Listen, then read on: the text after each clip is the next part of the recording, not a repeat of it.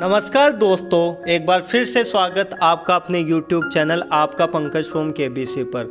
आज मैं बात करने वाला हूं एक ऐसे मुद्दे पर जो आपकी और हमारी लाइफ से जुड़ा हुआ है और जिसकी चर्चा आज पूरे देश भर में है, चाहे वो सोशल मीडिया हो, प्रिंट मीडिया हो, कोर्ट हो या गवर्नमेंट हो।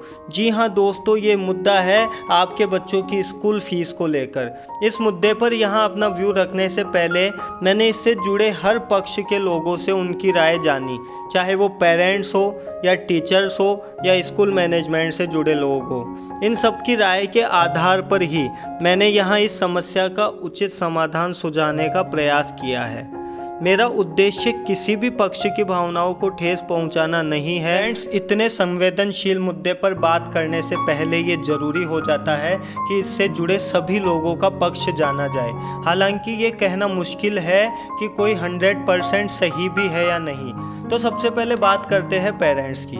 दोस्तों, पिछले दिनों सोशल मीडिया पर पेरेंट्स की व्यथा को बताता हुआ एक मैसेज वायरल हो रहा था। ये संदेश था तो एक व्यंग की तरह, पर अपने आप में बहुत कुछ कह रहा था। इसमें पेरेंट्स द्वारा बच्चे की ऑनलाइन क्लासेज की व्यवस्था करने में किए गए खर्चों की बात की गई है, जो कि उसकी स्कूल फीस से भी ज़्यादा बैठ रहा है। अगर इसमें बताए गए खर्चे को मैक्सिमम माने तो भी कम से कम खर्चा भी एक स्टैंडर्ड क्लास स्कूल की एक क्वार्टर की फीस के बराबर तो बैठ ही रहा है।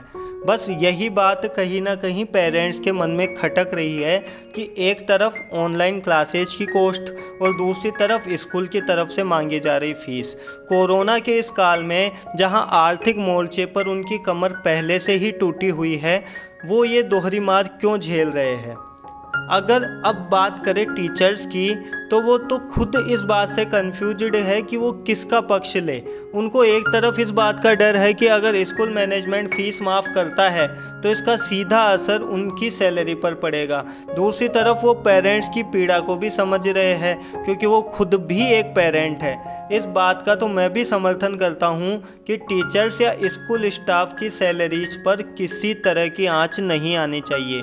आज ये प्रत्यक्ष है कि अपने बच्चों की ऑनलाइन क्लासेज की खातिर टीचर्स और स्कूल स्टाफ बराबर मेहनत कर रहे हैं। उनको रेगुलर स्कूल बुलाया जा रहा है, घर पर बैठकर वो प्रेजेंटेशन तैयार कर रहे हैं, तो उनको उनके मेहनताने से वंचित कैसे रखा जा सकता है। आइए अब पक्ष जानते हैं उस साइड का जिसकी बात गवर्नमेंट या कोर्ट के अलावा कोई भी सुनने को तैयार नहीं है। जी हाँ, मैं बात कर रहा हूँ स्कूल मैनेजमेंट की। आज हर आम आदमी यही समझता है कि जब स्कूल्स में पढ़ाई ही नहीं हो रही तो खर्चा भी क्या हो रहा होगा। लेकिन दोस्तों, ये सोच भी पूर्णतया सही नहीं है। इस फैक्ट को समझने के लिए मैंने अपने क्षेत्र के कुछ बड़े स्कूल्स के ऑडिटर्स से बात की। उनके एनालिसिस के अनुसार स्कूल्स के एक्सपेंसेज में सबसे major part teachers and school staff की सैलरी का होता है। इसके अलावा कुछ खर्चे ऐसे होते हैं जो फिक्स्ड है, चाहे स्कूल चल रहा हो या नहीं चल रहा हो, वो खर्चे होने ही होने हैं। इसके अतिरिक्त बेशक कुछ ऑपरेटिंग एक्सपेंसेज ऐसे हैं जो अभी स्कूल्स नहीं चलने की वजह से डेफिनेटली बच रहे होंगे, पर अगर स्कूल मैनेजमेंट की माने तो ऑनलाइन क्लासेज के सेटअप में एक्स्ट्रा खर्चा लगा भी है। कुछ बड़े स्कूल्स में स्मार्ट बोर्ड, ब्रॉडबैंड, कंप्यूटर की व्यवस्था करने में लाखों रुपए का सेटअप इंस्टॉल किया गया है। लेकिन फिर भी इस पक्ष से दिल की दुहाई देकर पूछने पर यह निष्कर्ष निकलकर सामने आया कि अलग अलग स्कूल्स की पॉलिसीज और कंडीशंस के अकॉर्डिंग ऑपरेटिंग कॉस्ट में कम से कम 20 से 50% की बचत तो हुई है। तो दोस्तों, अगर सभी पक्षों को एक साथ रखकर देखा जाए तो ना तो पेरेंट्स की नो स्कूल नो फीस की मांग पूर्णतया जायज़ है और ना ही स्कूल मैनेजमेंट की इस विषय पर उदासीनता पूर्णतया नैतिक है। समझना दोनों ही पक्षों को होगा इंसानियत के नाते। कुछ ऐसे रास्ते अपनाने होंगे जिससे राहत भी मिले और किसी का नुकसान भी ना हो। स्कूल मैनेजमेंट को चाहिए कि इस काल को गुरुकुल व्यवस्था के उस काल की तरह मान ले जब शिक्षा को एक व्यापार का जरिया न मानकर सेवा की तरह लिया जाता था।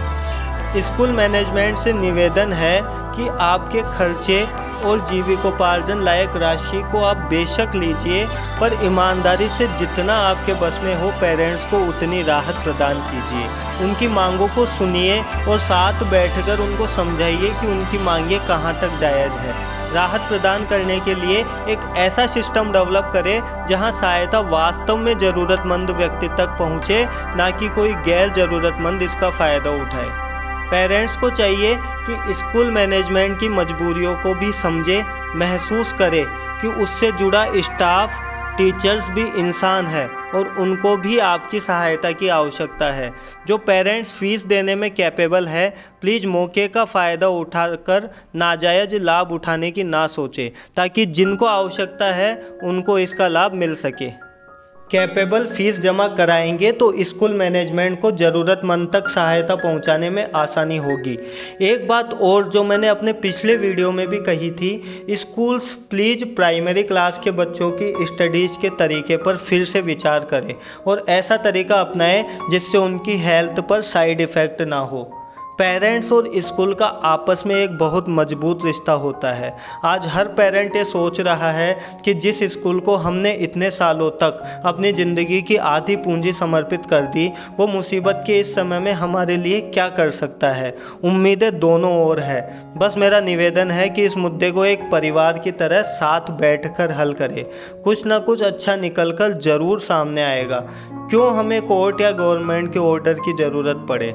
उम्मीद करता हूँ कि मेरी बातों से आप अवश्य सहमत होंगे, तो प्लीज़ वीडियो को लाइक कीजिए जल्दी से, और हाँ, चैनल को सब्सक्राइब करना तो बिल्कुल ना भूलें, वरना बहुत कुछ मिस कर देंगे आप।